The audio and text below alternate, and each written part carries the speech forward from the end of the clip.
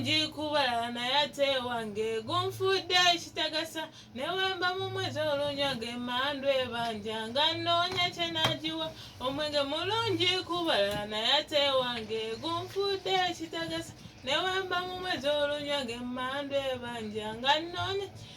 nali ku wayini naye ne byange mutabukidde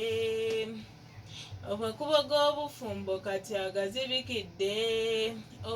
ono gwe mbagamba namuyigira mulumbe we bajja gwe mwatabikira mu kasoda we nanywa kasoda nawunzika buwunzi si kasoda omwenge muzibu n'akasente kupakasiza mu bugubi kajula kusuula ddalu sirimba gwe mwatabikira mu kasoda we nanywa kasoda nefuna vibe mu kasoda